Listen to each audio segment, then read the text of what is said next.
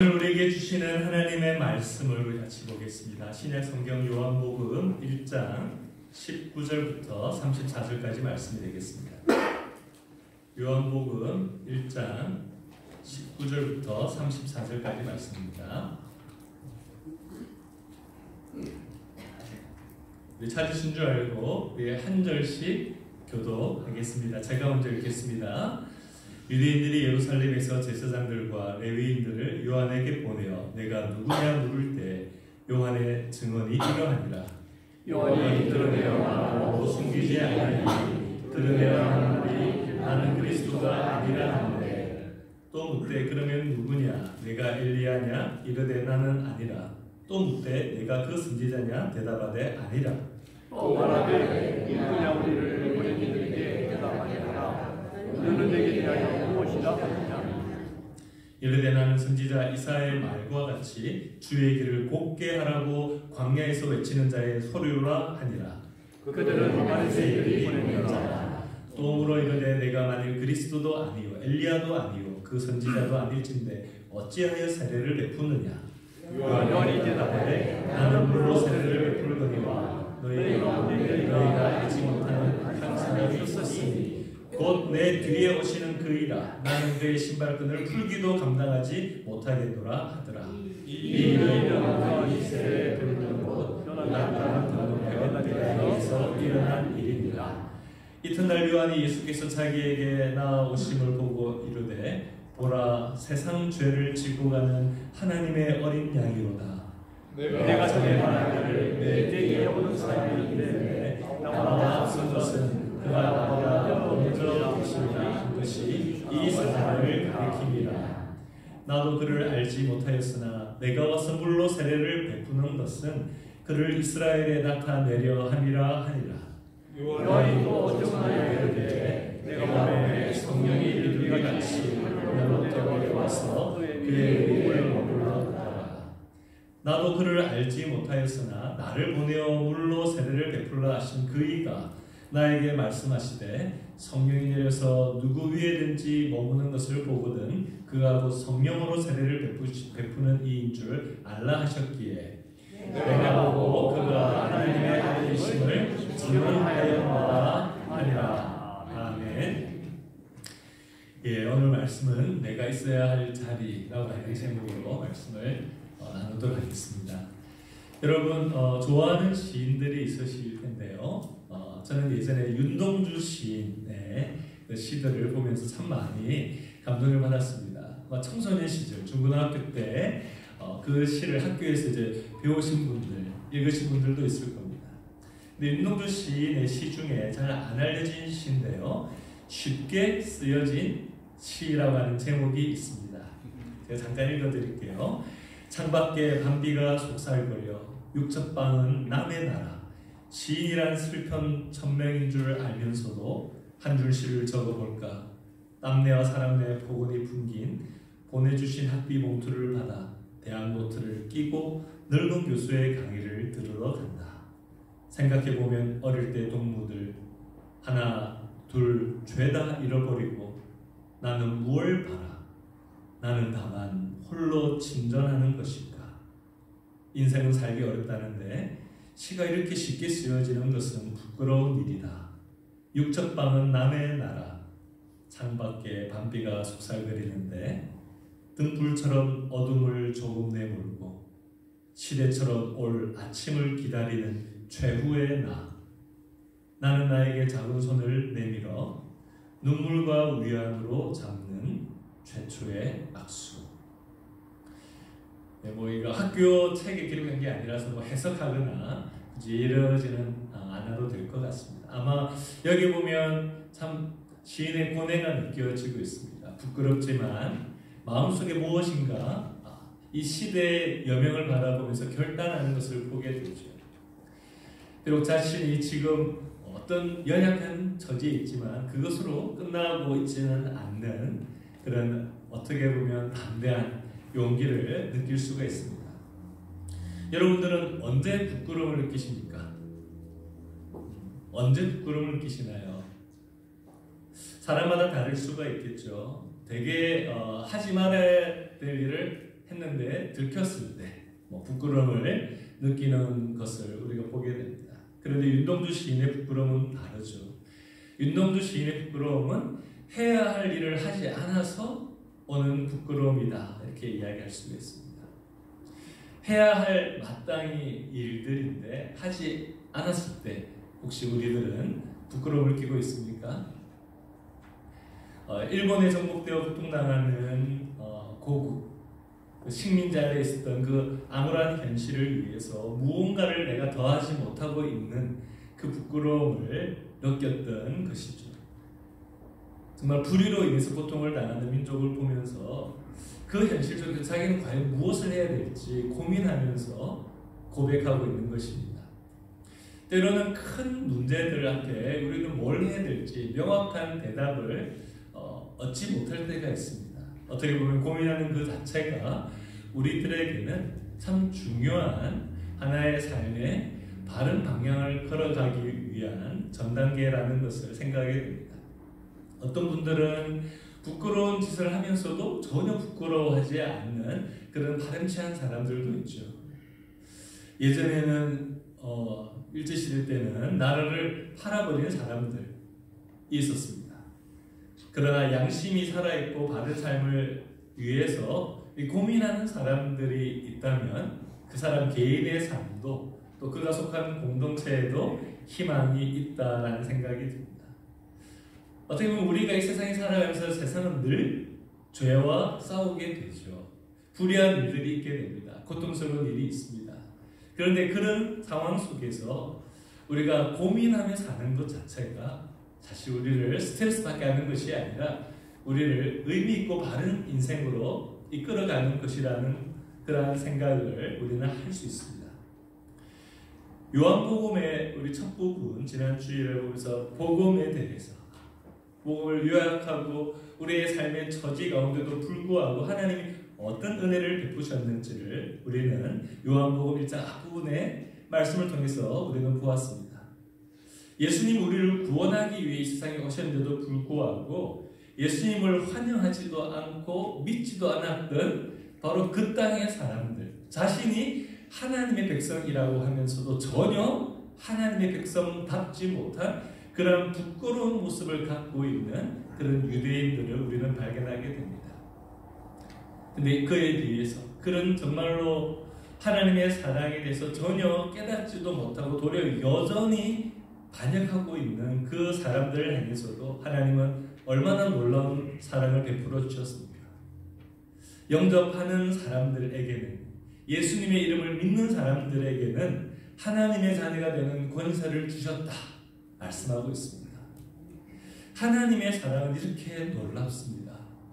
하나님의 백성 삼아주신 그 사람들이 어리석게도 여전히 자기의 삶의 세상적인 목적을 향해 삶에도 불구하고 하나님은 끊임없이 구원의 손길을 베푸시는 거죠. 그리고 그 하나님의 손길을 붙잡고 의지하는 사람을 통해서 하나님께서는 하나님의 나라의 역사를 만들어 가셨던 것을 보게 됩니다. 요한복음에 예수님의 이 공식적인 사역을 시작하기 전에 우리는 오늘 보면 한 사람을 발견하게 되죠. 세례 요한이라고 하는 인물을 발견하게 됩니다. 어떻게 보면 세례 요한과 예수님은 뗄래야 뗄 수 없는 그런 관계를 갖고 있습니다. 다른 복음서에도 세례 요한에 대한 이야기가 나오고 있습니다. 세례 요한은 예수님과 한 세트로 이 세상에 어떻게 보면 등장했던 사람이죠. 세례 요한은 예수님보다 집안에 있어서는 훨씬 더 세상적으로 보면 잘난 집안이었습니다. 경건한 제사장 집안의 아들이었죠. 아이를 낳지 못하는 그런 집안에서 나이가 많은 어르신이 되어서 아이를 낳았던 정말 기적으로 아이를 얻게 된 그러한 복을 경험한 가정의 아주 귀한 아들이었습니다. 정말 하나님께서 특별하게 그에게 이 땅에 태어나게 하신 것이라는 것을 주변 사람들은 이미 알고 있었다는 거죠. 집안도 존경받는 제사장 집안이었습니다. 그런데 이 세례 요한은 어린 시절부터 어떻게 보면 관심을 받고 특별한 사람으로서 인정받으면서 살 수 있음에도 불구하고 그의 삶은 광야를 향해 나아갔던 삶이었습니다. 광야는 우리가 금방 상상할 수 있는 것처럼 아주 세상 속에서 결코 좋고 편안한 것이 보장된 삶이 아니라는 것이죠. 어렵고 힘들고 어떻게 보면 부딪혀야 되는 문제들이 많은 그곳을 향해서 하나님의 특별한 음성만을 기다려야 되는 그곳, 그 광야를 향해서 나아갔던 것을 보게 됩니다. 그곳에서 하나님의 마음을 대신해서 회개의 메시지를 전하게 됩니다. 당시 이 복음서의 상황 속에서는 구약이 끝나는 상황 속에 이 중간사라고 하는 그때 많은 경건주의 운동이 이스라엘에 일어나면서 이 광야에 경건한 삶을 살고자 하는 그런 유대인들이 살기 시작했고, 그리고 그런 것에 관심을 가지는 유대인들이 그 광야를 방문하는 일들이 있었습니다. 물론 세례요한만 혼자 있었던 것이 아닌 것이죠. 근데 세례요한의 메시지는 특별했다라는 겁니다. 세례요한의 메시지는 하나님의 마음을 분명하게 드러나는 것임을 많은 사람들이 느낄 수 있습니다. 그래서 사람들이 그를 성경에서 예언한 선지자라고 생각이 들었다는 것이죠. 엘리야 같은 선지자가 혹시 아닐까라는 생각을 했습니다. 수많은 사람들이 거기에 가서 말씀을 들었고 공식적으로 자기의 죄를 회개하고 다시 하나님 앞에 바로 서겠다는 그 마음을 담아서 그런 회개의 상징인 세례를, 물 세례를 받았습니다. 심지어 당시에 이런 분봉왕이었던 헤롯 왕도 세례요한의 영향력을 무시 못했다는 거죠. 세례요한의 메시지에 마음이 찔리고 좀 어떻게 보면 기분이 나쁘기도 하지만 세례요한을 어쩌지 못하는 그런 세례요한이 유대인들에게 존경을 받는 그런 위치로 세례요한은 이미 유대 사회 속에서 두각을 드러내고 있다는 것입니다. 심지어 어떤 사람은 세례요한이 그리스도가 아닐까 이런 생각도 했다는 것을 보게 됩니다. 이미 세례요한이 등장하기 전에 자칭 메시아라고 등장했던 많은 사람들이 있었고, 그 이후에도 자칭 메시아라고 사람들을 현혹하는 사람들이 유대 사회에 있었습니다. 이때 바로 제사장 집안이면서 아주 경건한 전통 가운데 있었고, 그의 삶이 본인에는 이런 세례요한의 메시지는 당시 종교 지도자들에게도 상당히 많은 관심이 될 수밖에 없었죠. 정말 저 사람이 혹시 위대한 선지자 그리스도는 아닐까라는 궁금증 속에서 오늘 말씀을 보면 세례요한이 누구인가 라고 확인하기 위해서 보내는 사람들의 이야기와의 대화를 보게 됩니다. 그렇습니다. 레위인들과 몇 명을 대표해서 세례요한에 대해서 알아오라고 보냅니다. 그래서 질문을 하죠. 당신은 누굽니까? 그러자 메시아인가라고 하는 질문에 대해서 세례요한은 아주 단호하게 자기가 누구인지를 말하고 있습니다. 나는 메시아가 아니다 라고 이야기하는 거죠. 우리가 사실 나는 어떤 존재가 아니다라는 것을 아는 것도 참 중요합니다. 그렇죠? 우리는 우리 자신이 정말 하나님 앞에서 은혜 받은 사람인 것을 아는 것도 필요하지만, 또한 어떻게 보면 우리는 정말 하나님 앞에 아무 공로도 내세울 수 없는 자임을, 아무것도 아닌 그런 실제적으로 그런 상태에 있는 사람이라는 것을 아는 것도 중요한 것이죠. 마치 된 것처럼 생각하고 있을 때 우리는 넘어질까 조심하라고 하신 말씀을 기억해야 됩니다. 그리고 엘리야냐 선지자냐 라고 물었을 때 아니라고 단호하게 말을 합니다. 자신을 파송한 사람들에게 좀 구체적으로 말해달라고 했을 때 자기의 위치에 대해서 어떤 존재인지를 말하는 거죠. 나는 선지자 이사야가 말한 것처럼, 예언했던 것처럼 주님, 메시아, 그분의 길을 곧게 만들기 위해서, 바르게 사람들의 마음을 준비시키기 위해서 광야에서 외치는 자의 소리로 성경의 예언대로 먼저 메시아 전에 태어나서 그 역할을 하는 사람이다라고 대답을 하고 있습니다. 그런데 세례요한은 자기가 누구인지 무슨 일을 해야 되는지 정확하게 알고 있었던 거죠.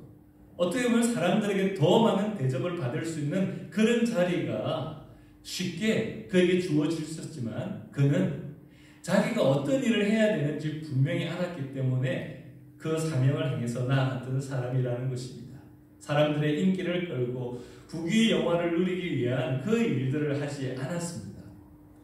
우리가 하나님 앞에 받은 사명, 내가 있어야 될 자리가 어딘지를 아는 사람이 얼마나 하나님 앞에 인정받는 사람이라는 것을 우리가 기억해야 됩니다.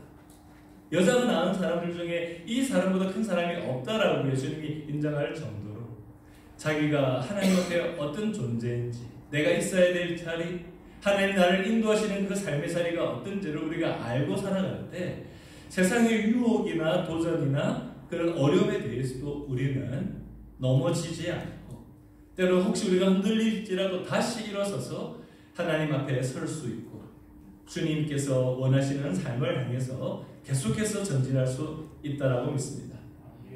하나님의 뜻이 이루어질 그 열망, 내 뜻대로 살려고 하는 것이 아니라 하나님이 나를 통해서 이루시고자 하는 그 뜻을 이루고자 하는 소망을 갖고 있을 때 하나님이 바로 그 뜻을 이룰 때까지 나를 붙잡아 주실 것이라고 하는 그 확신이 있는 것이죠. 그렇습니다. 우리는 다른 사람들에게 보여주기 위해서 자신을 포장할 때가 우리는 있습니다. 근데 그럴 때 우리의 인생의 의미를 깨달을 수 있는 것이 아닙니다. 우리의 인생의 가치와 기쁨은 나를 땅에 보내시고 나를 구원하신 바로 하나님의 뜻을 알고 나를 보내신 바로 그 자리에서 사명을 감당할 때 우리의 인생은 의미가 있고, 또 그 의미뿐만 아니라 하나님의 임재하심을 우리는 경험하게 될 것입니다. 세상을 우리가 두려워하지 않고 담대하게 당당하게 살아가는 것도 바로 하나님이 우리를 부르신 그 은혜의 자리에서, 우리를 부르신 그 사명의 자리에 살아가게 될 때 우리는 담대할 뿐만 아니라 순종하는 모습으로 살아갈 수가 있을 것입니다. 한국 교회의 제자 훈련의 그 흐름을 만들었던 목사님이 계시죠. 여러분 누구신지 아십니까? 이미 돌아가신 한국의 사랑의 교회 옥하는 목사님. 그분이 돌아가시기 얼마 전에 이런 이야기를 젊은 목회자들에게 했었습니다. 젊은 목회자들에게 때로는 도전이 들고 당당하게 이렇게 말씀들을 많이 하셨지만, 이런 말을 했던 것을 들으면서 저는 도리어 이 시대가 어떤 시대이겠구나라는 생각을 하게 되었는데요. 이렇게 말씀하셨습니다. 참 미안하다. 지금 현재 목회하게 될 후배 목사님들이 처한 이런 교회의 현실은 너무나 어려운데 이런 현실을 물려준 것이 미안하다 라는 이야기를 했습니다. 그렇게 말씀하신 이유는 목하는 목사님이시든지 또 다른 선배 목사님들이 목회하실 때 우리 한국 교회의 현실, 한국 사회는 좀 가난했죠. 어려운 일들도 많이 있었습니다. 그러나 그 힘든 일이 있었지만 교회의 성도들이 말씀에 대한 열심이 있었고 교회에 대한 사랑과 헌신이 있었기 때문에 세상적으로 어려운 상황 속에서도 교회는 하나님의 은혜가 있었고 열정이 있었고 목회에 있어서 보람이 있었다는 겁니다. 교회도 성장하고 또 한국 사회도 발전하는 것을 보았다는 거죠. 그런데 교회가 성장하면서 그 열매를 맛보고 어떻게 보면 많은 것을 누렸던 이 목사님, 그런데 은퇴를 하시고 돌아가실 때가 얼마 남지 않은 것을 느끼셨는지 모르겠지만 한국 교회는 도리어 규모로는 여전히 큰 규모를 자랑하는 교회들이 많이 있지만 교회는 연약해지고 또 세상에서 존경받는 것이 아니라 비난과 멸시를 당하고 교회의 성도들도 헌신하지 않고 교회는 점점 더 여러 가지 부분들에서 영적인 능력을 상실해가는 그런 상황이 된 것이라는 것을 안타까워하면서 그 상황 속에서 목회해야 될 젊은 목회자들에 대한 참 미안한 마음을 이야기하셨던 것이죠. 저는 어릴 때부터 목회를 하려고 했기 때문에 그런 말씀을 들었을 때 한국 교회의 변화를 보면서 여러 하나님 뜻이 무엇일까 많이 고민해 왔었습니다. 또 이민교회에 와서도 하나님께서 이민교회, 한인교회에 저를 부르시고 또 그 성기라고 이끄신다라는 것을 느끼면서 또 여러 하나님 앞에 인도하심을 구했는데 많은 분들이 옥하는 목사님처럼 어른 목회자들이 그런 이야기를 많이 하셨습니다. 좋은 시절 다 갔어. 목회 좀 이제는 목회가 참 어려워 이런 이야기를 많이 하죠. 현실적으로 외적으로 통계를 보더라도 우리 한인교회 숫자도 성도들도 한국교회도 다 약해지고 있는 것을 보게 됩니다. 어려움을 호소하는 사람들이 많고 이제는 신학교로 가는 젊은이들도 한국이나 미국이나 별로 없습니다. 예전에는 목회자가 되겠다고 헌신하고 또 그것을 격려하고 그랬음에도 불구하고 지금은 우리 자녀들이 젊은이들이 하나님의 종이 되겠다, 교회를 섬기는 목회자가 되겠다고 하는 분들이 많지 않습니다. 혹시 우리 자녀들이 그러면은 기쁘시죠, 여러분? 표정이 정말 마음에 반대를 하고 이런 경우들을 참 많이 보게 되죠. 왜 이렇게 어려운 길을 가려고 하느냐. 그렇습니다. 실제로 이게 현실입니다. 과연 이런 상황 속에서 교회가 언제까지 명맥을 유지할 수 있을까? 이런 생각을 현실적으로 하지 않을 수가 없습니다. 교회에 대한, 주님의 나라에 대한 헌신과 사랑과 열정이 식어져 있는 상황 속에서 우리는 과연 우리 새마음교회를 개척해서 세워졌지만 미래가 어떻게 될지 인간적으로는 우리는 제대로 장담할 수가 없습니다. 그러나 우리는 무엇에 주목해야 될까요? 바로 세례요한과 같은 사명자가 되어야 된다는 것을 보게 됩니다. 하나님의 사명자, 헌신자와 하나님께서는 함께 하신다는 거죠. 광야 같은 그 세상 속에서도 은혜를 주시고 그 사명을 끝까지 감당하도록 붙잡아 주신다는 것을 믿으시기 바랍니다. 하나님은 인도하시죠. 왜냐하면 하나님은 역사의 주인이시고 온 우주 만물을 창조하신 분이시고 그리고 우리들을 한순간도 여러분 우리들을 놓지 않으시고 붙잡고 계시는 분이시기 때문입니다. 세례요한은 유대 민족주의를 주장한 것도 아닙니다. 우리가 민족과 나라를 사랑해야 되지만 민족주의에 빠지는 것, 국가주의에 빠지는 것은 상당히 위험한 일입니다. 우리가 이웃을 사랑하고 민족을 사랑해야 되지만 하나님의 뜻보다 높지 않은 것을 우리가 알아야 되는 것이죠. 하나님의 뜻을 구하며 우리를 보내신 자리에 그리고 그런 태도로 살아가는 것이 신앙의 모습이 되어야 되는 것입니다. 아브라함은 이렇게 믿음으로 순종하고 자기의 민족을 떠나서 또 다른 약속의 땅을 향해서 갔던 사람이었습니다. 믿음의 조상이 되었고 복의 통로가 되었던 것이죠. 하나님께서 자신을 열방을 향하여 하나님께서 인도하신다는 것을 깨닫게 되었을 때 믿음의 조상이 되고 복의 통로가 되었던 것입니다. 여러분 우리도 지금 복음이 필요한 자리, 사랑이 필요한 자리로 우리들을 하나님께서는 이끌어 가심을 우리는 깨달아야 될 줄 믿습니다. 우리가 이렇게 될 때 우리를 통해서 복음이 전해지고 사랑이 나누어지게 된다는 것입니다. 과연 지금 우리들을 통해서 하나님의 사랑과 복음을 나누도록 인도해 주시는 그런 자리가 어디일까요? 여러분 시카고에서 누구를 만나서 하나님께서는 우리들에게 그 사랑을 나누라고 하시는 것일까요? 하나님은 모든 사람들이 구원받기를 원하신다고 성경은 말하고 있습니다. 정말 하나님은 우리가 여전히 죄 가운데 있을 때 우리를 사랑하셨죠. 모든 민족이 구원받기를 원하십니다. 모든 민족 가운데 평화가 이루어지고 온 열방이 소망되신 그리스도 앞에 나와서 하나님의 은혜로 이 땅에 먼저 하나님의 백성으로 살아가기를 원하시는 것이죠. 우리를 너무 사랑하시고 그리고 우리가 이 땅 가운데 하나님의 은혜를 나누고 이 피조 세계를 섬겨야 될 존재로 우리를 부르셨습니다. 그런데 지금 우리가 살아가는 현실은 말세가 가까워온다고 성경이 정말 우리가 알려주신 것처럼 점점 더 많은 재난과 전쟁들이 끊임없이 일어나고 있습니다. 사실 이것은 어디 지역의 전쟁이 멈춘다고 계속 평화가 이루어질 거라고 하는 보장이 없습니다. 지금은 환경과 자원의 전쟁으로 인해서 또 다른 곳곳에서 전쟁이 생기게 될 위협이 계속해서 있습니다. 주님이 오셔야만 이 문제가 해결된다는 것을 우리는 사실 알고 있습니다. 지금 전쟁 중인 우크라이나에 신실한 교회와 성도들이 있죠. 자신들이 당하는 아픔 속에 하나님께 은혜를 구하고 있습니다. 그런데 우크라이나를 침략한 러시아에도 신실한 교회들이 있습니다. 복음을 증거하고 그리고 섬기는 그런 교회들이 있습니다. 이 두 나라에 살고 있는 성도들은 어떻게 기도해야 될까요? 하나님은 누구의 기도를 들으실까요?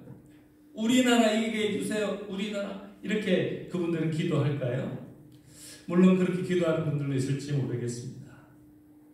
여러분, 그리스도인들에게 있어서 우리가 하나님의 시각으로 보지 않으면 이렇게 세상의 시각, 민족주의와 국수주의, 또 세상의 여러 가지 지역 이기주의에 빠져서 세상 사람들보다 못한 그러한 도덕적인 수준으로 살아가는 기독교인들이 있을 수가 있다는 거죠.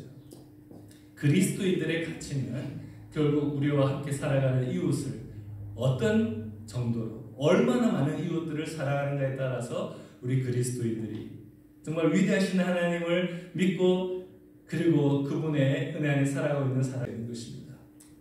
로마서 5장 8절에 보면 우리가 아직 죄인 되었을 때 그리스도께서 우리를 위하여 죽으심으로 하나님께서 우리에 대한 자신의 사랑을 확정하신다고 이야기하고 있습니다. 하나님은 우리가 하나님과 원수 되었을 때 우리를 사랑하신 것을 우리들에게 보여주시고 우리를 구원하시고 우리를 위해서 죽으셨죠. 그리고 그 사랑을 받은 우리들이 바로 이 사랑을 이 세상 가운데서도 나누라고 하십니다. 이것이 예수님이 이루신 복음이고 우리에게 전하고 행하라고 하신 복음의 가르침이죠.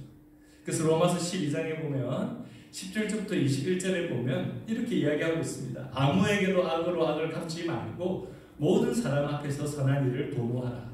할 수 있거든 너희로서는 모든 사람으로 더불어 평화하라. 내 사랑하는 자들아 너희가 친히 원수를 갚지 말고 진노하심에 맡기라. 기록되었으되 원수 갚는 것이 내게 있으니 하나님께 있다는 것이죠. 하나님이 내가 갚으리라고 주께서 말씀하십니다. 네 원수가 줄이거든 먹이고 목마르거든 마시우라. 그리함으로 네가 숯불을 그 머리에 쌓아 놓으리라. 악에게 지지 말고 선으로 악을 이기라. 그렇습니다. 우리가 하나님 분명한 말씀이 있음에도 불구하고 하나님을 대신해서 자기가 심판자가 되고 자기가 원수를 갚겠다고 이를 우리가 혹시 갈고 있지는 않습니까? 여러분들에게 상처를 주고 마음을 아프게 한 그 사람들을 미워하고 여러분 분노하고 있지는 않으십니까? 만약에 하나님께서 살아계시다면 하나님께서 모든 것에 대해서 심판하신다는 것을 우리는 기억해야 됩니다. 우리 또한 하나님 앞에 여전히 부족하고 때로는 죄를 짓고 있는 사람임을 알아야 되는 것이죠. 모두가 은혜가 필요한 사람입니다. 우리 인간의 마음은 사실 본능적으로 사람들에게 인정을 받고 싶어 합니다. 그런데 사실 우리가 인정을 받고 싶은 만큼 우리 안에 있는 실체가 드러나는 게 두렵죠. 우리 안에 있는 연약하고 부끄러운 모습이 까발려지는 것을 두려워합니다. 우리는 다 연약한 것이 있는 사람들입니다. 하나님 앞에 범죄한 것을 피해서 숨으려 했던 아담과 하와처럼 우리는 우리가 연약하고 부끄러운 것들이 드러나지 않기 위해서 때로는 꽁꽁 감출 뿐만 아니라 도리어 이것이 안 들키려고 다른 사람들을 먼저 공격하고 비난하는 경우들도 있는 것을 보게 되죠. 비난과 비판을 하는 사람들이 더 많은 죄가 있는 이유가 사실 이겁니다. 그 안에 들보가 있는데 그것을 감추고 싶은 거죠. 여러분들 혹시 비판을 잘 하십니까? 내 안에 있는 들보를 빨리 보고 하나님 앞에 회개해야 되는 것입니다. 하나님의 뜻을 따르는 삶의 자유가 있습니다. 우리가 연약하고 부족하지만 진리의 말씀을 가슴에 새기고 순종할 때 진리가 우리를 자유케 하고 하나님의 백성으로서 우리를 용서하시고 우리를 안아주시고 이끌어주시고 세상의 비난과 마귀의 조소에 대해서도 이미 내가 용서했더라고. 우리와 함께 하시고 우리를 변호하시는 예수님으로 인하여서 예수님을 뒤따라가니까 그 모든 비난과 원망 심지어 나의 부족함이 드러나는 그 순간에도 부끄러운 것이 아니라 더 하나님을 의지하는 믿음의 사람이 되는 것입니다. 이것이 바로 온유인 것이죠. 내가 부족한 것에 대해서 인정하는 것입니다. 사람들은 부족하지만 이 부족한 나를 사랑해 주시고 사용해 주시는 하나님 앞에 감사하며 나의 연약한 모습도 인정하고 다른 사람들 앞에 서 있는 것이죠. 오늘 말씀은 우리가 누구를 높여야 되고 누구를 자랑해야 되는지를 잘 말씀해 주고 있습니다. 세례 요한은 다른 사람들의 공격에 주목하지 않았습니다. 사람들의 인기, 평판 이런 것에도 흔들려서 교만해지지 않았습니다.